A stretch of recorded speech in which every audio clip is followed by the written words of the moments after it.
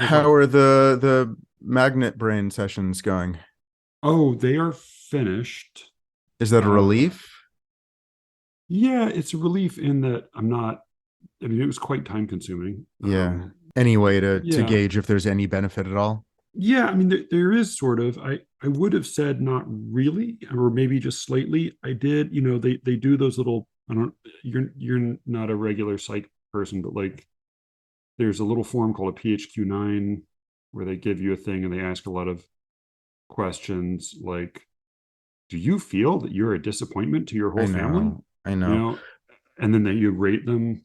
Yeah, I did do a lot of those when I was in the I made the mistake of on just like a general intake form when I was at the worst of my neurological pain and suffering to say it was the question like, have you ever considered like that ending your life might end the suffering as well, and I'm like, well, Now I have. considered that, like, I guess, like, so like I wrote like Right. Oops. occasionally or Yeah. sometimes or like once or something on that, I, which must have red you didn't flagged notice me. the asterisk next to the bottom three I mean, is it questions, right? right? Any answer to any of those other than no, never instantly Right. sets off I mean, red it was like, flags. and it was phrased in such a way where, like, only a liar, like, Right. Like a who wouldn't have? psychologically honest It's like, person would do have to you say yes. acknowledge that the end of your life would correspond with the end of suffering? I do, but I must have. I mean, I don't know in what hospital system this was, but I must have been red flagged because after that, for a year, every time I saw a doctor, I had to take exactly Oh, what God. forms you're discussing.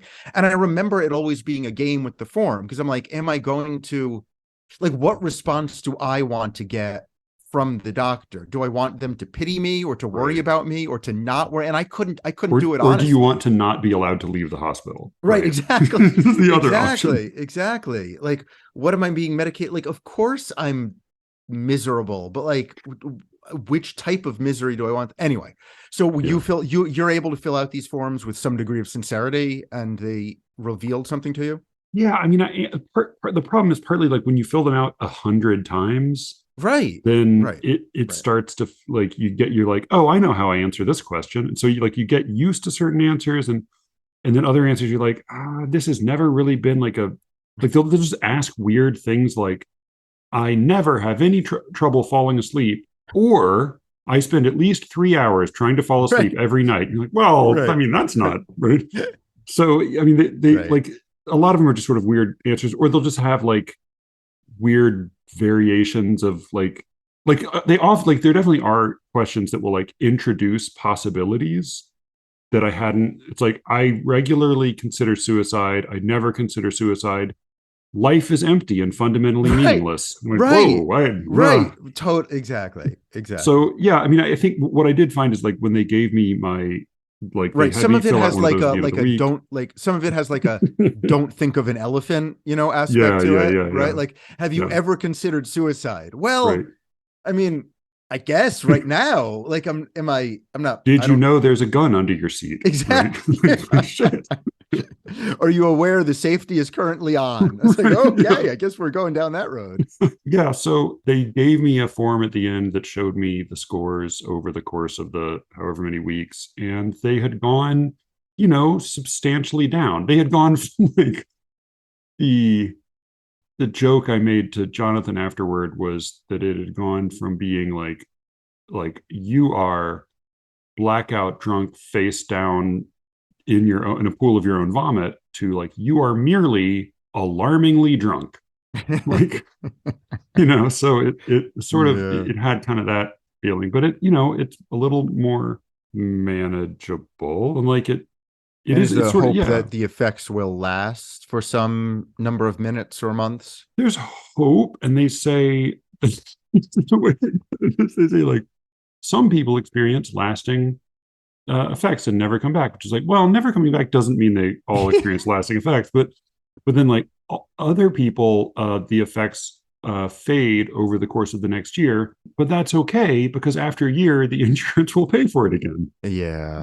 So I, Yeah. Yeah. I don't know. We'll see what happens, but it's hard for me to say it's not good because I mean, I guess it helped some, and that's better than Great. not helping. And yeah, Totally. Oh, the other, just for any psychiatric technicians taking notes in this podcast, the other note I would give on the PHQ-9 is, it turns out it makes a huge difference whether they hand you a form to fill out on a clipboard or have a nurse sit knee to knee with you and ask you the questions aloud face to face. Makes an enormous difference. Which just makes you want to start weeping, like with gratitude and affection. But like also say like, no, I've never thought about that. Everything's fine. No, like, right, I don't weep especially myself like how old the nurse is, and like whether like it's whether the nurse reminds you more of your lover or your mother or your father or like perhaps a deeply unsympathetic audience, right? Somebody who bullied you in the locker rooms. Like, but my psychological health is seemingly better than it was 8 weeks ago. That's great. I can't complain about that. That's good. And you're platforming bigots. Is that your new thing that the show is doing? I try to keep up, and I'm not. It's like where you miss what the argument is about, and then like you hang out with a couple who are fighting, and you're like the elaborate apology, and you're exactly, like, oh, that seems very qualified. Whoa, that's loaded. That's there are a lot of dog whistles in that apology. Yeah. So your husband is a carnophobe, and yet you made hamburgers. You're like, what? What? I didn't. Yeah. You're sorry if it offended her. So I'm platforming bigots. I mean, Matt Wall's episode on her is hilarious and like real extreme, like very extreme. Like she's like, I'm just saying she is definitely a racist and fascist. I don't, admittedly, I have no evidence for that, but I feel totally confident making this claim. Like, well, fascist is also a funny word to like apply to a poet or like an essayist, right? I mean, that was the thing that was so weird about the Martinez thing back when, is that it wasn't even like, oh, he has said some racist things in his life, or like, oh, he's been affiliated with these bad groups. It was like, his poetry evokes fascism deliberately. It's like, what is that? Like, he likes red and black? Like, what are we? These lines on a page mean that government should be accountable to nobody.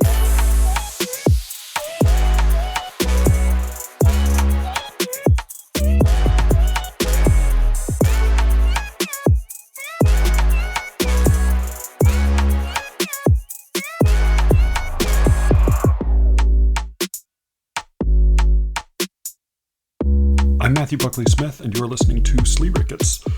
Thank you all for listening. This is I got a couple announcements. Good news, bad news, or good news, bad news, or some combination thereof.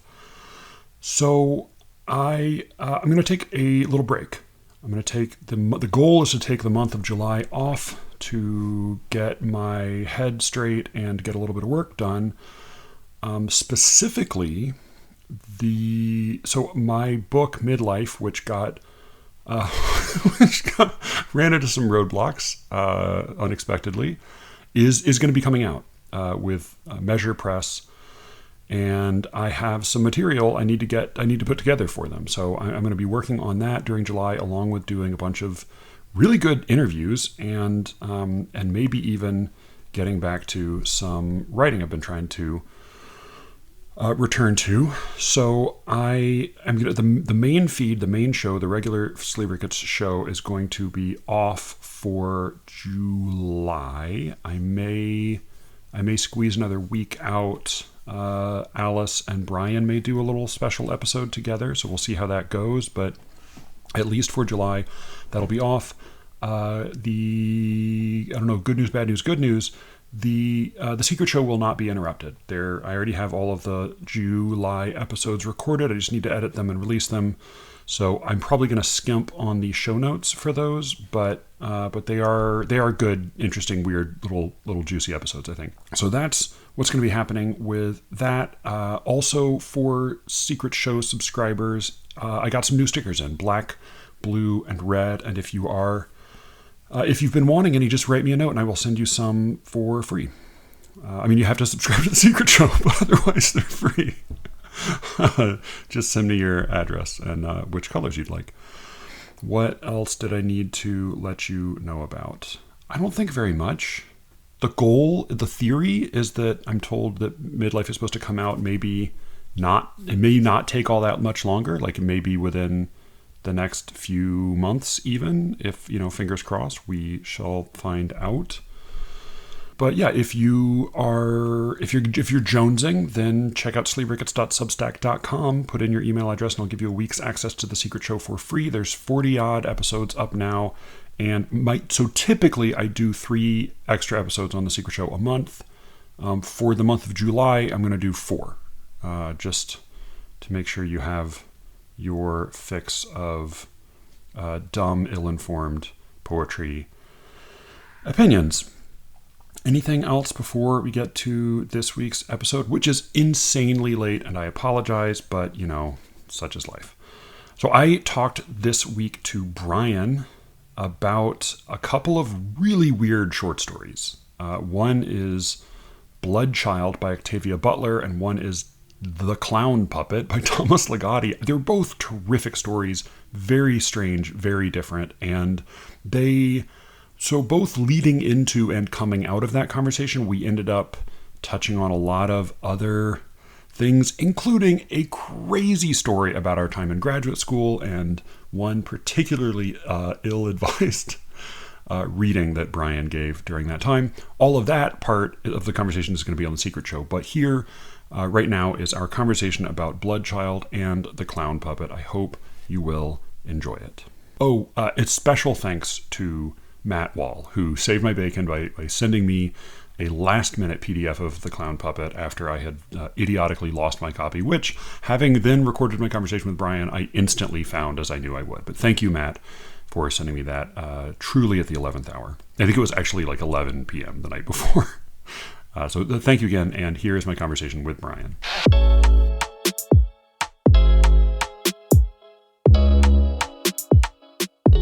This is a weird story. So we discussed two stories for today. Yeah. We read 2 stories for today. One of them, Blood Child by Octavia Butler, is I had never read before, but I gather is a much more widely read story. Yes, I think it is widely celebrated. I had never read it. I'd heard vaguely of it, but I figure it seems worth discussing. I mean, I read it and I was like, oh, if this is widely discussed, I think I see why it's widely discussed. Yeah, I totally agree. And then the Clown Puppet by Thomas That's just Ligotti. One I really personally love, and I know, and I want to discuss it. I think I understand why you love it. I think both these stories are great, and that and our listeners should read them. But do you have an order or a organizational principle or anything here, or should we just go at it? Because I was just looking at Blood Child. Why don't we look at that, and then Clown Puppet, may not require a long treatment at the end. I don't know. Mostly like Clown Puppet for me is about similar. It's about a tone of voice. It's totally agree. Horror story told as rant. Well, let's do Clown Puppet quickly. Okay. Clown Puppet's. I'm trying to think why I enjoyed Clown Puppet as much as I did, because Clown Puppet is a depressive rant about how life has no meaning. Yes. But like every page, it's as though Ligotti allowed Woody Allen in to like write 2 sentences from like without feathers or something. I just found it really, really funny throughout. It's funny. It's funny. And the most surprising so it's a 10-page story where the only thing that happens is he repeats the word outrageous nonsense over and over again. So the first sentence: it has always seemed to me that my existence consisted purely and exclusively of nothing but the most outrageous nonsense. And then he just says that over and over again. So as long as I remember, every incident and every impulse of my existence has served only to perpetuate one episode after another of conspicuous nonsense, each completely outrageous in its nonsensicality. Like, it's just him saying that life is nonsense over and over and over again, and outrageous nonsense. But then he'll have a line like, so I stood at the counter of this drugstore for years and no one ever came in. And then there's a line, no, perhaps no one came in because of the closet-like dimensions of the shop, as well as the fact that I kept the place in almost complete darkness, both outside and inside, which is just like a funny line. It's like like maybe my life was nonsensical because there's no meaning in the world, but maybe nobody came to my store The because lights I were made off. sure the lights were always off. Like it just balances high and low in this Yeah. very effective way. And then there happens to be this sign across the street where it Right. says, what does it say? Beef, Beef, pork, pork, goat. goat. And Yeah. it's just like the types of meat that the store Yeah. sells. So then he goes from thinking the whole world is nonsense to talking about whenever I went back into my back room to relieve my mind from the meat nonsense brought on by excessive contemplation of the beef, pork, and goat store, I almost immediately became preoccupied with fatal medicines. In other words, I would then become obsessed with death nonsense. And just like, I don't know, talking about meat nonsense and death nonsense, it's just funny. So it's like this absolute meaningless despair, which is punctuated by these like funny, exaggerated, whimsical turns of phrases, which Yeah. I Yeah. found immensely enjoyable. Yeah. And I noticed like it's a thing he's done in a few different stories where there will be an element that's sort of like a classic like artifact from horror, but Yes. then it is treated at like the way he manages it is the character's response to it is not horror. So like in other stories, that the response is sometimes like attraction or boredom or Yes. a sense like comfort, consolation. In this one, it's like irritation. Like he's Yes. visited by an absolutely horrifying specter, but he's just extremely irritated with it. And Right. he's It's like irritated with Louis the whole Black from the premise. old Daily Show Yeah. is like seeing a ghost specter that might or might not murder people and take their lives. And he's like, what a ridiculous ghost. Like I finally asked him to produce a diamond the size of a yo-yo, and he comes back with a diamond shaped yo-yo and he's playing with the yo-yo. That pissed me off. Like Yeah. he's talking about horrific elements with like a wry stand-up sensibility in a way that is immensely compelling. But I think part of what I find like particularly winning about it is that it doesn't like I think Lewis Black is a good comparison because unlike Woody Allen or even like Bill Burr, who's another kind of like performative angry ranter, he doesn't acknowledge that it's funny. Like he doesn't let on that it's a joke. He's like Right. he maintains his scowl throughout. This is one of my favorite interjections because I think it like really captures the tone of the story. At the end of that first paragraph, he says, "If I may allow any exception to the outrageously nonsensical condition I have described, I will allow none. This single exception would involve those visits which I experienced at scattered intervals throughout my existence, and especially one particular visit. Like it's that, and I will allow. Like he really doesn't let up throughout, and he can't like it is down to what I think ends up being like a pretty like terrific closing beat for the story. It is the whole story is a refusal to allow any exception to the rule that everything is nonsense. And like, It and it has, really sort of this yeah. following this implication to its end. Did this story read more as like moody Russian to you than some of his other stories? It did. I'll tell Like, you what, it actually reminded me a little bit of The Nose, yeah, the Gogol exactly, story. Yeah, yeah, exactly. yeah, That's what I was thinking of. Like yeah. this sort of absurdity, just like Right. This despairing isn't out. My absurdity. nose is wearing Right. a uniform and is taking my job. This is an Exactly. How outrage. Yeah, frustrating is that? That was supposed to yeah, be my ham yeah, sandwich that my nose yeah. absconded with. But You know, yeah, like there's no like wry shrug to it. There's no right, like, right. what are you There's no going to do? He's wink. just like, this is Right, I'm furious with it. Yeah, right. uh, And it has because it has that balance of meaninglessness and resignation to the meaninglessness, which reads as absurdity. I think this story also works, as did some of the others, but what was the first one we read? Purity, purity. Yeah, did Purity, where he is good at building tension, even though we know that the tension is probably going to amount to nothing. You yeah, do want to see what happens when this evil ghost character or this puppet, the clown puppet, goes into the back room and then somebody follows the clown puppet in. Like yeah, yeah, yeah. you are at the edge of your seat as a reader, wanting to know whether this is imaginary or whether this will take vengeance or whether the two characters will meet. Like I think that he's very technically good at Yeah. creating a mystery that the reader wants to see solved, and then overlaying that with a voice that is compelling in an often opposite way. And that's fun. It's fun to read.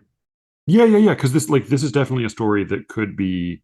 I mean, just you could tell this exact same events in a very different tone, and it would be a totally different story. I think a much worse story, but It'd be cheesy, right? It would be cheesy. It would be like cheesy. It'd be like a hammy like, ghost story. Yeah, it would be like a story that like Vincent Price would narrate. Right. Exactly. It's one of these stories. Like my argument about Donnie Darko when I saw it as a disgruntled teenager coming out of Catholic school was like, this is realism. Like this is like a realistic depiction of like male adolescence in this particular milieu, right? Yes. And this is how like this feels like a realistic depiction of a certain kind of like midlife ennui. Yeah, depression. Yes. This is it's an absurd list of events that adds up to an accurate feeling of depression and meaninglessness. And it's really funny throughout. What is the bit he says when he says he had I brilliantly lost my copy of this and then Matt Wall was a lifesaver and sent me a PDF of it last night so I could reread it.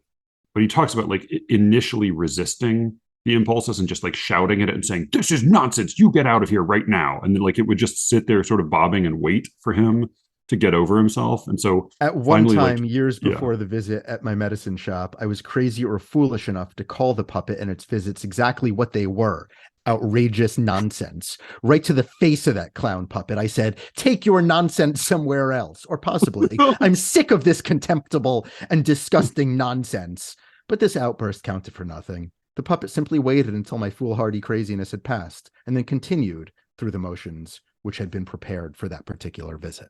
It's funny. So he asks for it. Like it comes up to the counter of the medicine shop, and he hates it, but he knows that he has to go through. So he asks for its prescription. And it just hits him a piece of paper with scribble all over it. He's like, very well. It's like, what nonsense. And then he goes, I continued to stare out the medicine shop window. This is once the guy is the evil clown puppet is there. And I tried to think about the meat nonsense, but I could still see the clown puppet gyrating. Like it's very, the frustrations are so small compared to the existential horror of death arriving in his shop. Right. That it makes for a good joke. In some ways, I liked this more because it was less proud of itself than the Bloodchild story. Like there's something about the Bloodchild story that was very self-satisfied. I don't. Well, I'm interested in your yes, thoughts. Though I completely had my head spun by the authors afterward. Okay, so let's maybe if there's anything to compare the clown puppet with later on, if there are any points of comparison, I think, that's fine. I think we can. But I think that the Bloodchild is a more complicated artifact to discuss. How would you begin discussing it for somebody who hasn't read it? So I read it knowing nothing except that she is a celebrated science fiction writer. And did you know that she was an African-American celebrated science fiction writer? Yes, I knew that. Okay, because I knew that too, and that affected my reading. Well, yeah, no, that's true. That's true. Well. That actually did affect my reading some, and as well as probably my reading of the afterward. 100%. So it jumps in. I mean, I'll just read the first paragraph of this to give you some sense of how she manages, because I think like the thing I was most struck by was the elegance of her exposition. So it starts, my last night of childhood began with a visit home. Tagatoe's sister had given us 2 sterile eggs. Tagatoe gave one to my mother, brother, and sisters. She insisted I eat the other one alone. It didn't matter. There was still enough to leave everyone feeling good. Almost everyone. My mother wouldn't take any. She sat, watching everyone drifting and dreaming without her. Most of the time, she watched me. And like, maybe the first sentence is a little bit sort of, on the nose, but like, pretty much every sentence is sort of subtly introducing another piece of information that we will need to understand but can't understand yet. And like I just found it like very quickly builds an extremely complex world that with like its own rules and implications that then we have to live with for the rest of the story. So like that was what I was sort of most interested in coming into it, it is. Let Do me you want just to interrupt summarize what to kind of world it is? Yeah, agree yeah. Go ahead. quickly, which is that she did the thing that, you know, we teach students to do, and she did it brilliantly, where she teaches the reader how to read the story in the Yeah, first paragraph, essentially. Like, yeah, without saying we're on an alien planet and people are named crazy things and eggs have medicinal powers and there's a like there's yeah.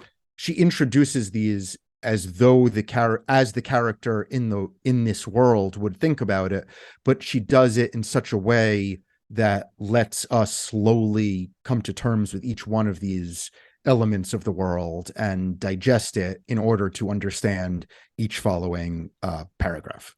So yes, I agree. Yes. So roughly speaking, yeah, this is this. I'll tell you what I did not know until later in the story, and I think it's probably the more rational guess, but it I wasn't sure because she does refer to Terrans. The family, they're Terrans, and they seem to have Vietnamese names, some or maybe Chinese names. Terrans, of course, being people from Terra, Earth. Mm-hmm. But I read that and I wasn't sure if this was an alien planet or if these were aliens who had come to our planet and had. Agreed. I don't think Yeah, we find that out until later on when yeah, they yeah, talk yeah. about. I think there's the line "when your people first arrived," spoken by an Yes, yeah. alien. That's But what I think that's when I knew for it's like three sure. quarters of the way in. So Yeah, I but what is definitely true is that there is this alien race and they are dominant. yes, Yeah, physically dominant. They have many legs. They're very strong. I pictured them as giant spiders. I don't know if you did as well, but the way she described the segments and that they seemed more like maybe like giant cockroaches. centipedes Okay, because she says, "Oh, she probed me with 6 or 7 of her limbs." They're like, "Oh, right, she's got a lot of limbs," right. But she also has a and she has a stinger. whip-like tail. Yeah, Right. yeah. So they're bigger, stronger, faster, at least as smart, Yeah. maybe smarter. They also seem to have like their bodies have lots of other functions and talents and abilities that ours don't.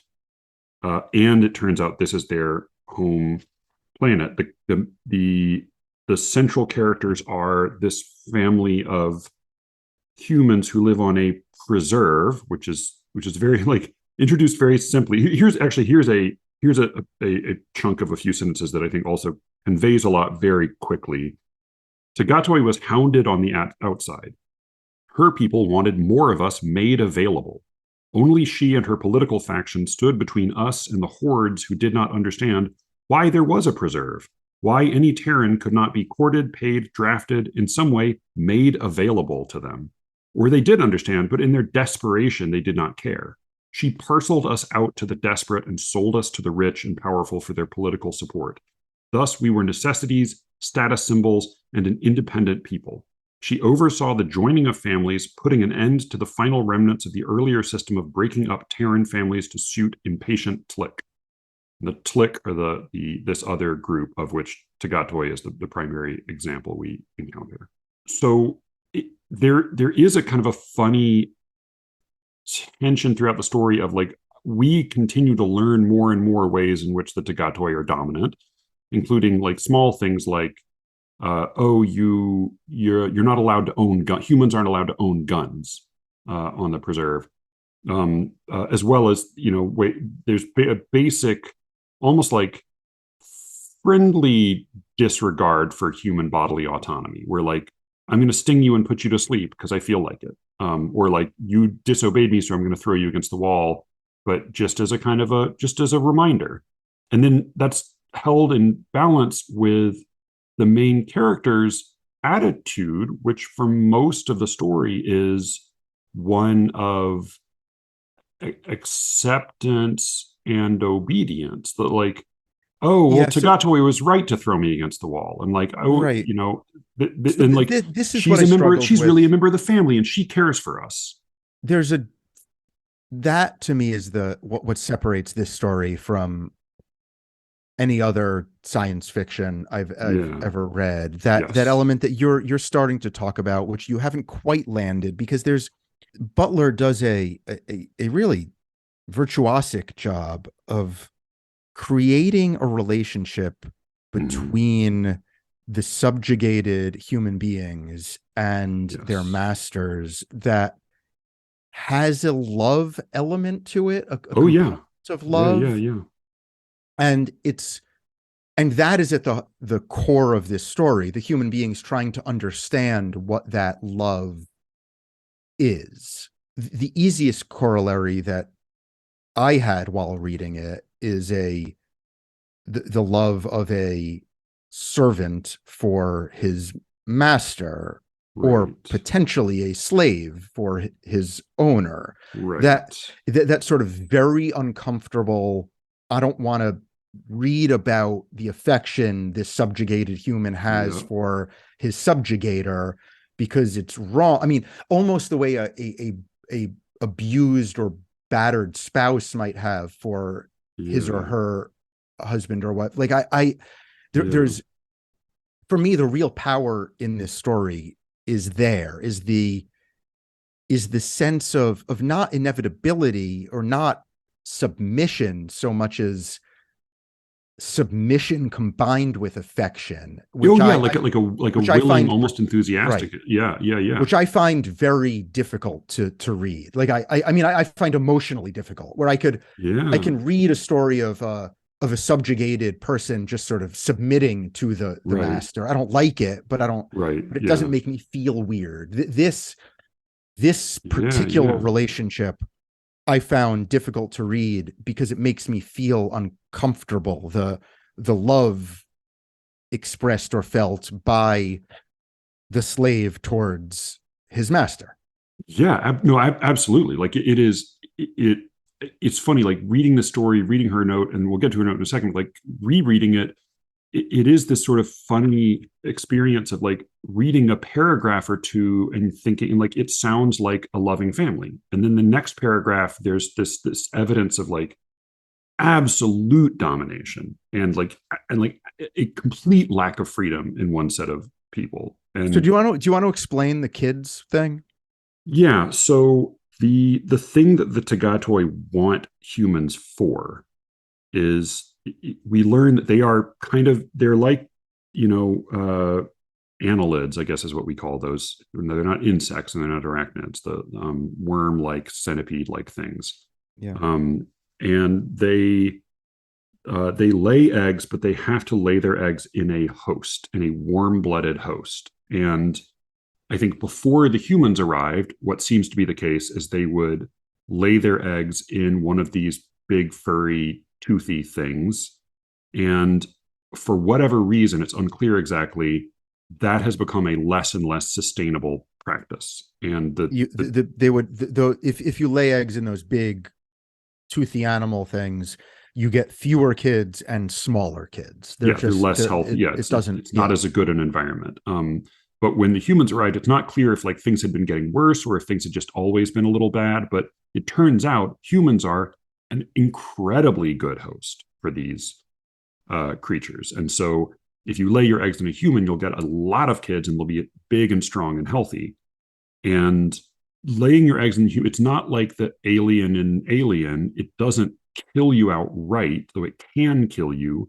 They're like they're like big maggots, and they grow in your body. And then when they're ready to come out, they release a poison that kind of makes you sick in a way that you are aware of. And then, as he says, there's a grace period between when they kind of make you sick and when they start eating. And if And during nothing that happens, grace period, you need to perform a vicious like surgery. C-section slash flaying alive, where they Right. like cut open your whole torso and pluck Get out these maggots the out maggots out of your body, viciously, and and like then have them go make sure feed to you the get all of them animals. because you don't know how Yeah. many they're going to be exactly. And the humans can survive that if it's done in time and done right. And I think under ideal circumstances, the human is pretty thoroughly anesthetized, because the if it's the same family that impregnated you or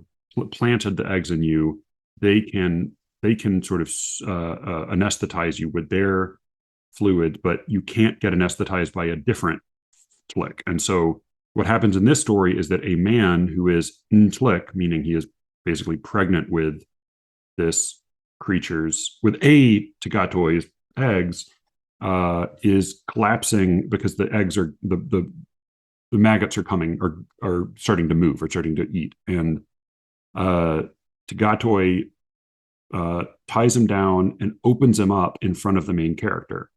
And we are learning about this in a sense. The main character knows the outlines of this, and he has seen illustrations, and is, you know, as we're told, like Tagatoi made sure she made sure I knew the truth as soon as I was old enough to understand it, which of course it turns out he wasn't old enough to understand it, because now that he's seeing it actually happen, particularly with the guy awake during it, or somewhat awake, it's absolutely horrifying and alien, and it makes him literally go throw up and feel, you know, very different about the whole situation, because what has been unstated but implied throughout the story is that you know, the humans live on the preserve. Tagatoi is a member of the family in a sense, and she has special couches there for her. She comes in and sits on her couches, and the children come and warm her up because she likes to be around warm-blooded animals. And she has been, there's even like a weird moment where we're told that, you know, just minutes after this boy was born, she held him in her claws, in her, you know, arms, and he tells this to Tlick when they are impatient and demand an adolescent. And he says, no, it's better to get a child. Look at me. When I was a child, I got to know the Tagatoi early on, and now I'm very comfortable around them. Whereas my brother, who was older when he got to know them, he's extremely wary and finds them repellent. And it's sort of this weird moment where he says, like, he basically is saying, like, I've been sufficiently brainwashed from the beginning with me, but it's better. And so that's what you should do, is get a little baby, and then you can raise it up and make it feel comfortable. It's part of the sales pitch.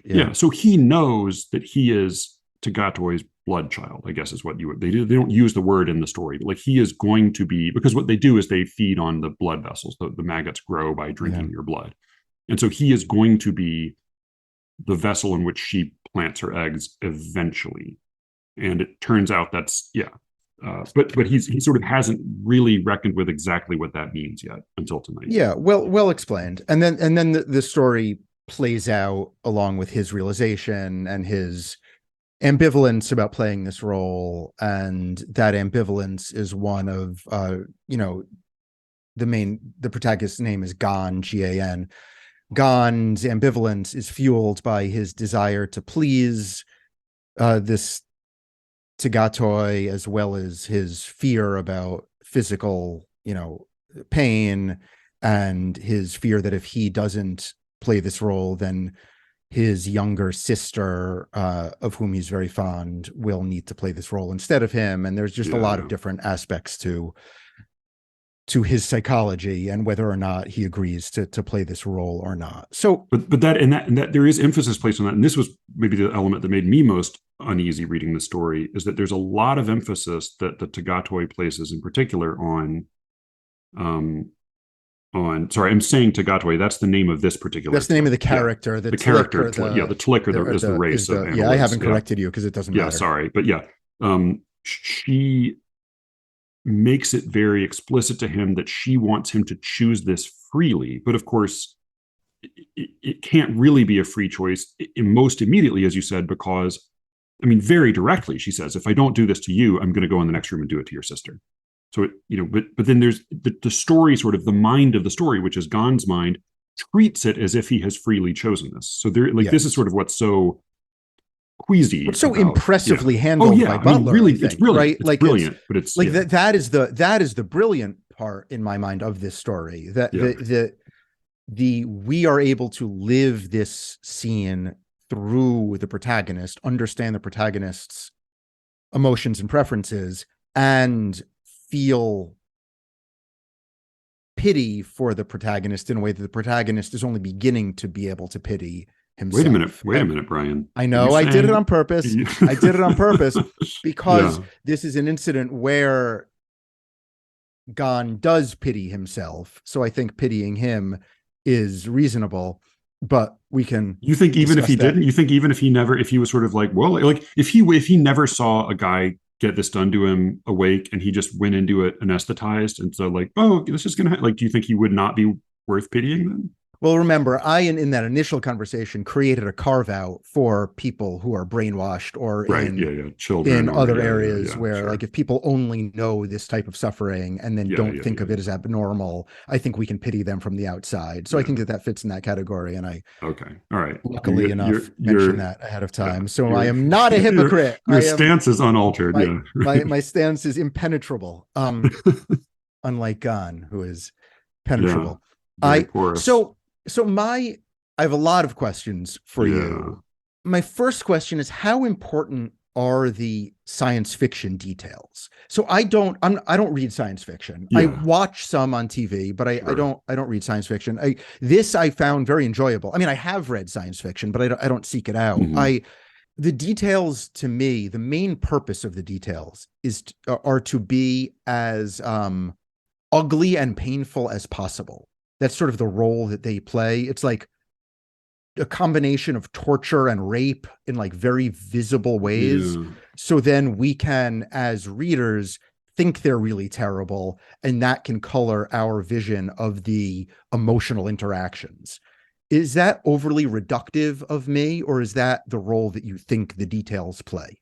I think that is overly reductive. Tell me why. And this was where I think my thinking was more in line with her note, which I found in other places very strange, in that I think that the primary function of the details of the working out of like, well, what is this species? How does it function? What does it need? How does its body work? How do its young grow? What is the relationship between like what is novel about the humans on this planet? All of that stuff, the kind of the biology of it, I read that as the primary function of that was to make it plausible, like make it feel real and not like a magical imposition, but like the facts of life that we're sort of learn. Like it's sort of like a sex ed primer in some ways for this weird planet. I think it also is horrifying, and I think it's important. Like I think you're right. Like it's not an accident that it's horrifying. I think that part is also chosen, but I think the horror is not necessarily the primary function. I mean, that's I think a way in which like there is a similarity between this and Clown Puppet in that at least initially, Gon's looking at this prospect that we find totally revolting and horrifying, and he sees it as like a necessity and maybe an act of love. And it's only like during the story that he starts to see it a little bit the way we do. Right. I guess the only distinction that the only pushback I would have on that is the details of the gruesome pulling out of maggots from your flesh could be anything else. It could be some other combination of sex and violence. Like it Yeah, yeah. seems like like that is particularly gruesome, so it plays a role, but I don't. I mean, as it feels arbitrary to me, I guess Yeah. is part of I mean, my. it is like, I mean, I think like given, I mean, so the old, the old observation that basically like we are incapable of imagining alien life that is not fundamentally like a combination of elements already present in human, like earthly life. And I think when animals use other animals as hosts, it often looks like this. Yeah, yeah, Like I yeah. don't know, like I think that may be kind of like that's sort of the ground she's working with, and like Yeah, I'm cool with that. yeah, but I mean, but I do think that like the horror is not incidental, and the distance between his initial reaction and his final reaction, as well as our reaction, is a significant part of the story. So as I was reading the story, this felt to me. I gave a list of things that felt to me, but it primarily felt to me as the relationship between a slave and the slave's owner. Yeah, Before I got to the final Butler afterword or essay on right. this, did you feel similarly or different? Oh, yes. I mean, I think like Okay. with like, and maybe with some qualifications and adjustments, but basically, yeah, like I said, like for sure, this is like a brilliantly executed story about slavery. Yes, I felt that same way. Um, and interestingly, I actually didn't think of the main character as a man for most of this. Did you? Did his masculinity have any role in your reading?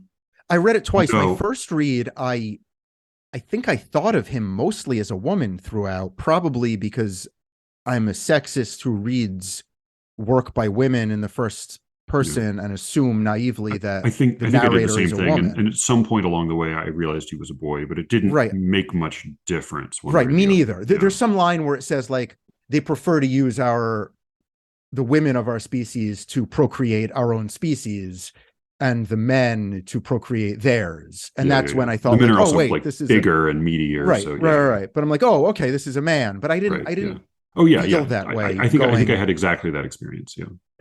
So the first two paragraphs of the essay she writes as an afterword is, it amazes me that some people have seen Bloodchild as a story of slavery. It isn't. It's a number of other things, though. On one level, it's a story between two very different beings, a love story between two very different beings. On another, it's a coming of age story in which a boy must absorb disturbing information and use it to make a decision that will affect the rest of his life. On a third level, Bloodchild is my pregnant man story. I've always wanted to explore what it might be like for a man to be put in that most unlikely of all positions.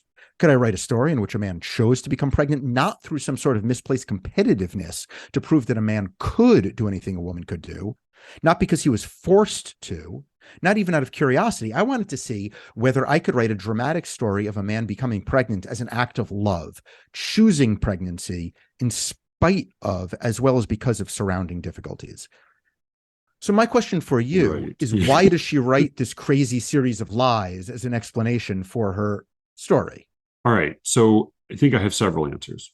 One is that I think probably for, not necessarily strange reasons, the idea of a pregnant man is more interesting to women than to men on balance. Like I think like setting aside the insanity of what she says about his being free to choose this, But I do you think she believes he's free to choose this? well, I mean, maybe it's just me, but like I read her afterward as her saying what she thinks she means. Like I don't read her as saying something sarcastic here. No, I neither don't do read this I. as a work of fiction. I read this as like her I saying read her this as genuine opinion. Octavia Butler saying, Yeah. but how can she be amazed that people read this as a story of slavery? I think maybe she's a brilliant weirdo and she sees it in radically different. Like I'll tell you what, reading this afterward, I was blown away, and then she brainwashed me, and I was like, wait, maybe she's right. Maybe it is. Maybe, and then I reread the story, and I was like, no, this is hard. This is slavery. So I mean, I think it made what I thought she wrote the story believing everything she believed in writing this afterward, and she's a deeply talented and like diligent and disciplined writer, and made this thing that has this profound effect on us in no small part because of its weird resemblance to slavery. But I don't think she thinks of it in those terms. And like that's maybe what talent is, Like I take her at her word, and I actually, in a way, I can see her doing a better job writing the story by not thinking of it with Right. the baggage of human history and just thinking like, well, how would this work? And what would like she's almost thinking of it from a Tlick perspective, Right. you know? Right. Because I mean, a thing we haven't really, I mean, we've mentioned it, but like, in addition to this being what seems like it's very like, okay, so I had two thoughts in reading this. Like, one was like, what is okay? Let me assume for a moment I'm wrong to read it as a story about slavery. Why might I be wrong to read it as a story about slavery? And I could think of two reasons, both of which only make me more uncomfortable. Interesting. One is that, well, what it's clearly not is chattel slavery. Like there are versions of slavery that are way more like that don't have nice couches and hugs and family arrangements, and they don't Yep. break up families, and they don't like there are versions of slavery that are so much more brutal and heartless and animal like than this, that then to say like, oh, that is the same as this would seem to diminish the horror of chattel slavery. So like it's not that. And in that sense, it's not about slavery. Like if that is, if that is the one thing slavery is, then this is not about slavery. But of course, not just in American history, but in world history, there are many different ways slavery has worked. And it has definitely worked in this way in lots of Yes, cases. exactly. Um, Exactly. The other thought I had, I mean, which especially then, that phrase, the intermingling of families, is a way that yeah, oh slavery yeah, has yeah, yeah, worked. I mean, right, exactly. And it or would, yeah, I mean, yeah, no, absolutely. The other thing that then also made me deeply uncomfortable is that in the world of the story, it does not appear to be the case that, or rather, it appears to be the case that the Tlick are genuinely superior to the humans. Like they are yeah, physically superior. They yeah, certainly are socially dominant. They seem, again, at least as smart as humans, if not more so. They lack, they're not as polite as humans, we're told, but we're also not sure if that means they're not as polite as humans are to to the humans or to humans, Tlick, right, right? right, So they do seem, it doesn't seem to be that they are, I mean, they are treating humans as blood bags, but they are treating them as, they are treating them with sort of like beloved blood bags, but it does not seem to be the case that the humans are in all senses equal to the Tlick, which again, all of this just makes me more uneasy.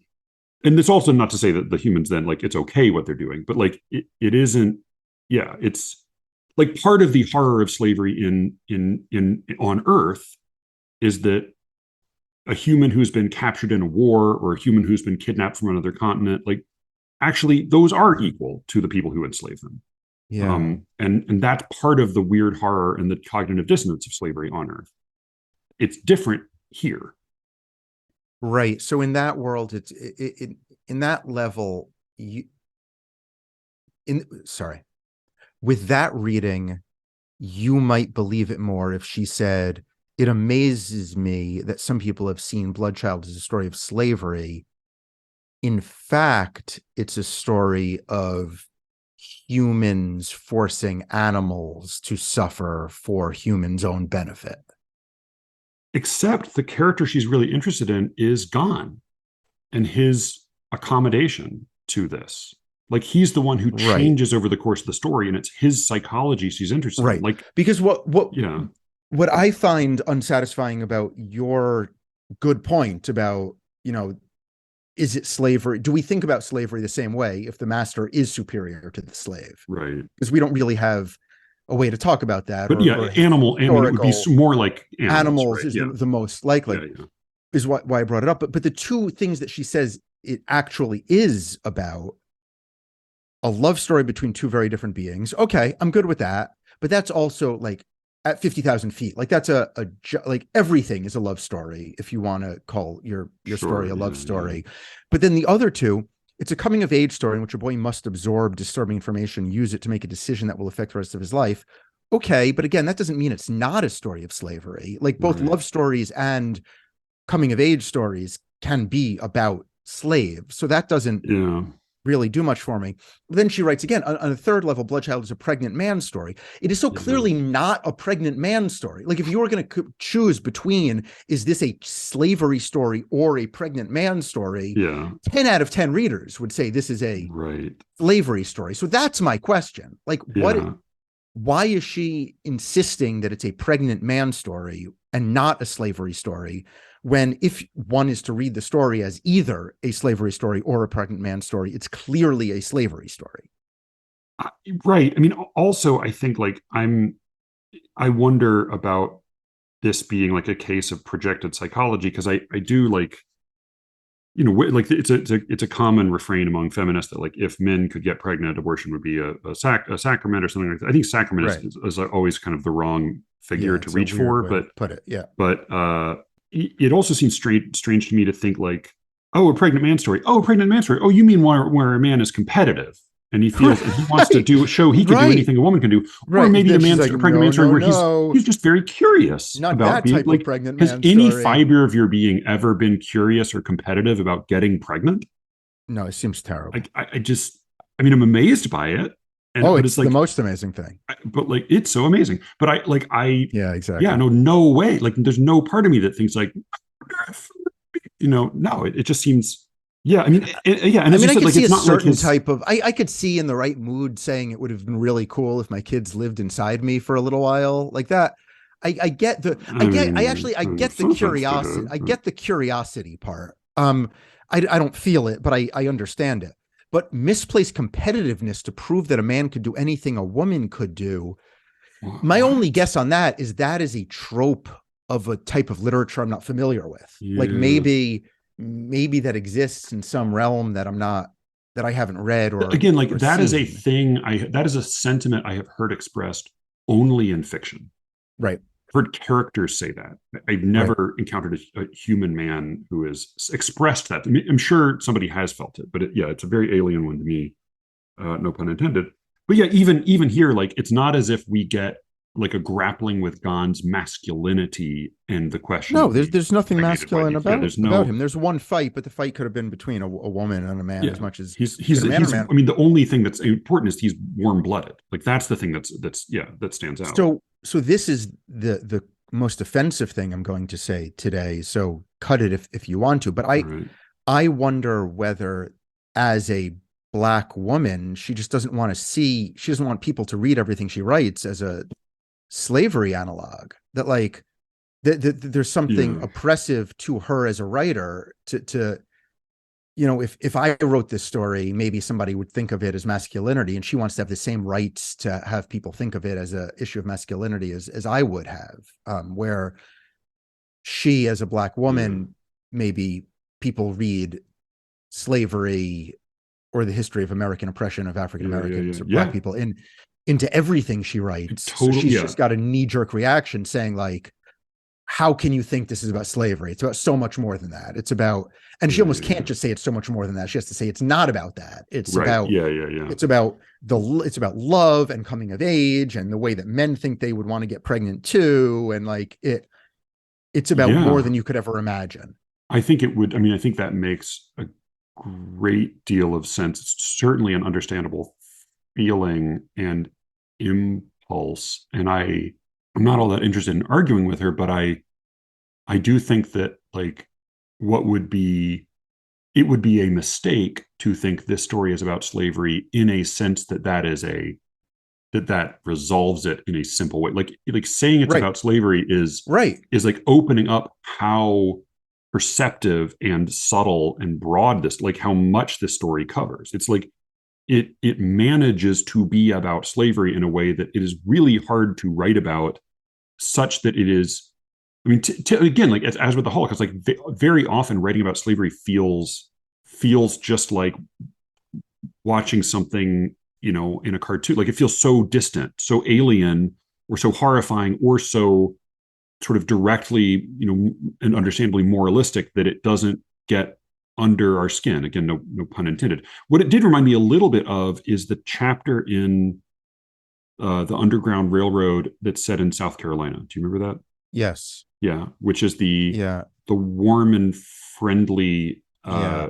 face of white supremacy. That is like very cozy and very like it's enough so that like when I was reading the story, it's like obviously in the end you see that like, oh well, these white people who are sort of keeping the Black people here subtly under their thumb, they're never going to rise above a certain level. They're not going to have enough, very many children. They're going to, there's a lot of control exerted.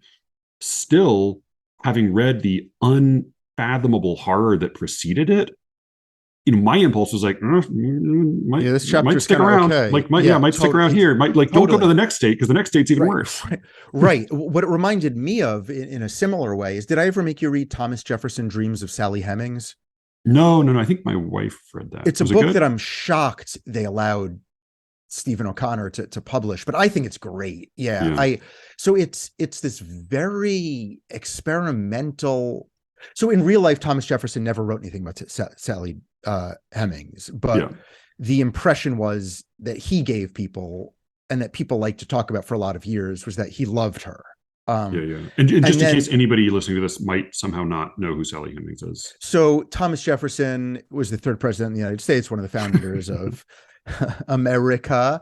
And he had a favorite slave with whom he had children and with whom he had lots of sex, and who he treated special, right? And like beyond, whom he brought to Europe with him. He had a lot of complicated, we see, I think now we see it as just a different form of control and rape. But for a couple hundred years, Yeah. Americans discussed his relationship with Sally Hemings in the beginning as indicative of how he saw Black people as equals, because he lived Right. with Right. her Yeah. as Yeah. something like lovers Yeah. for a period of time. And for reasons that we don't need to explain further, it's very complicated. Yeah. Yeah. Yeah. But this book is from Thomas Jefferson's perspective, trying to tell in a variety of really complicated ways the love story between him and Sally Hemings. And it's I don't remember all the details, but it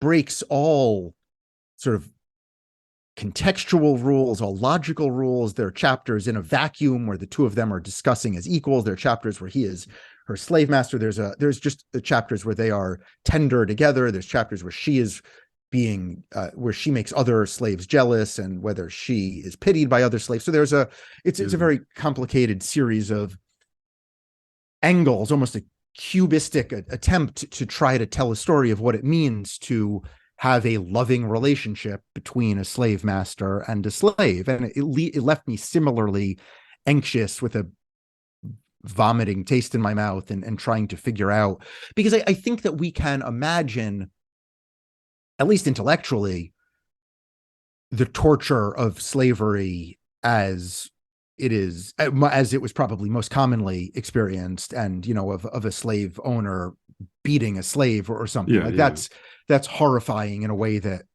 we can categorize it as horrifying. Yeah.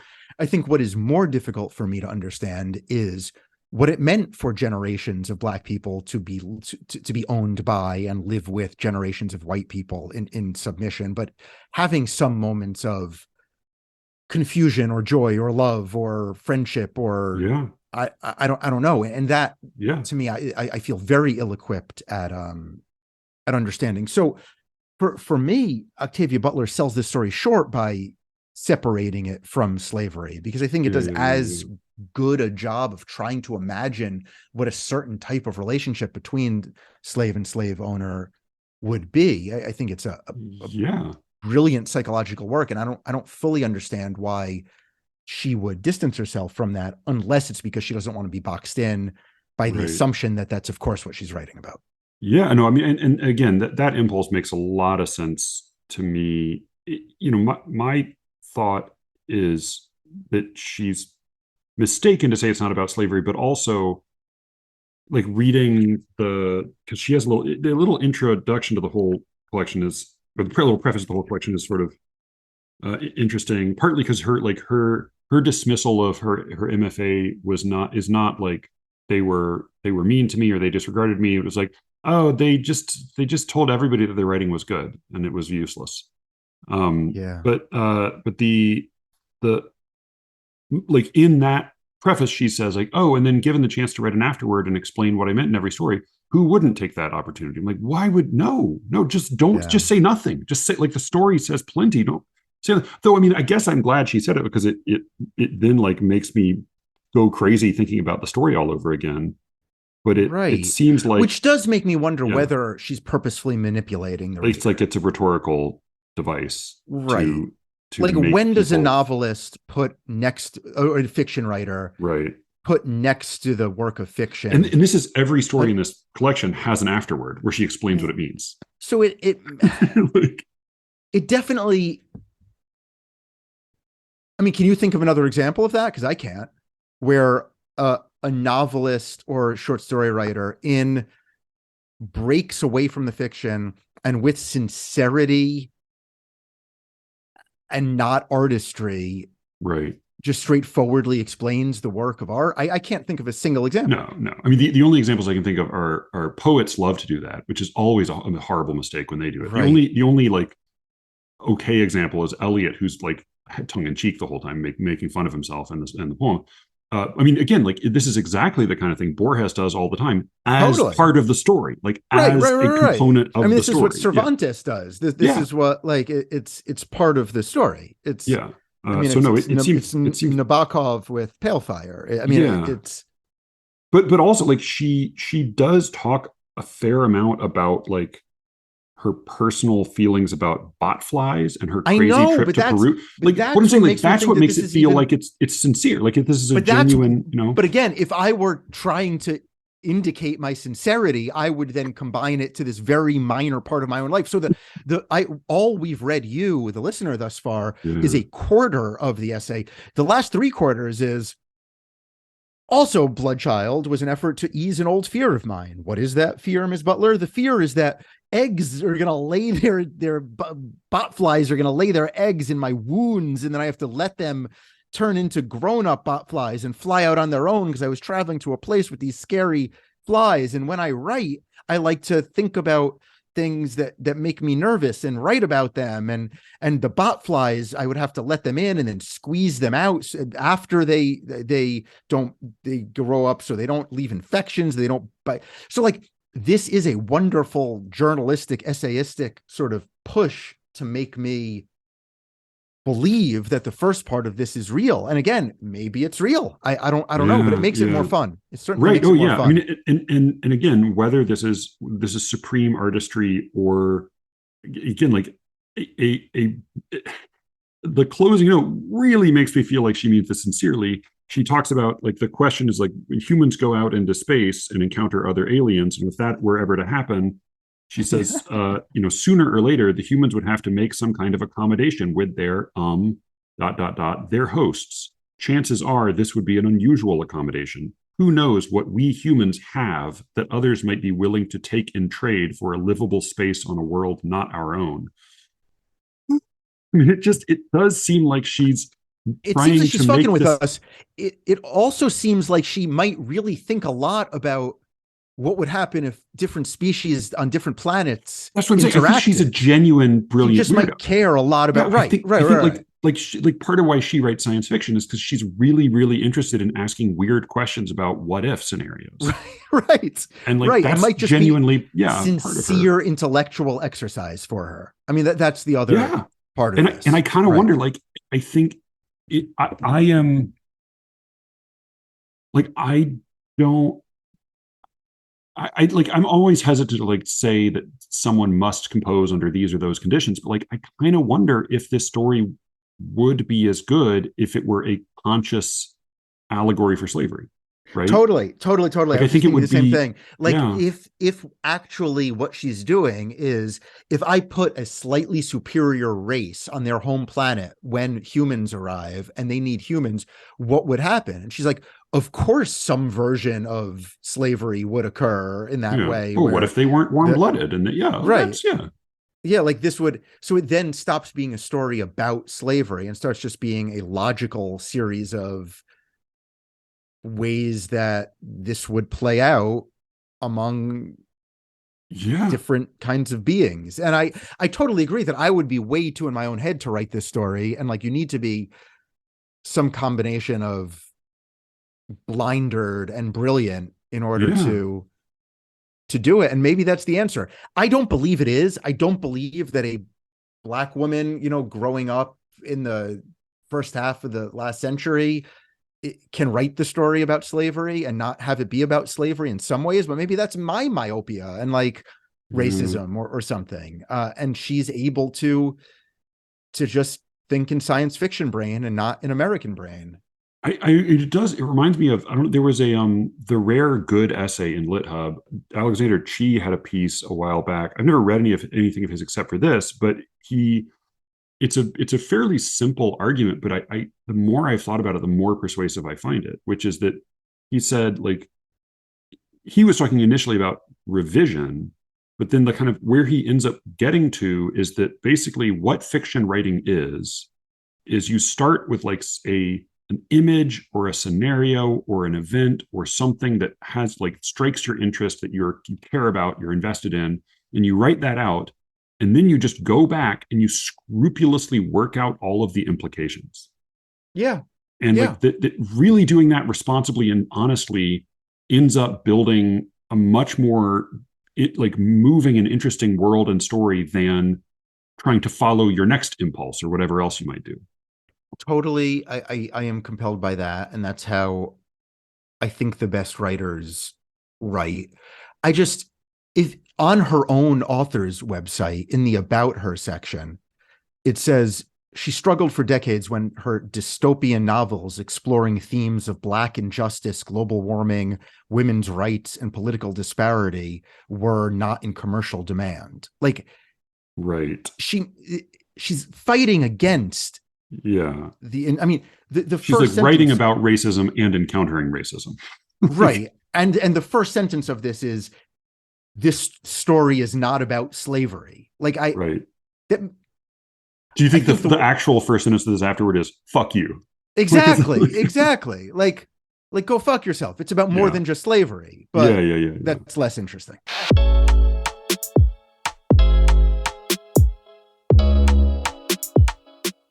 That was this week's show. Please have a good July. And if you subscribe to The Secret Show, I will be intermittently on the Substack chats. You can check in there. You can also reach me at SLEERICKETS.substack. If you'd like to subscribe to The Secret Show, you can go to SLEERICKETS.substack.com.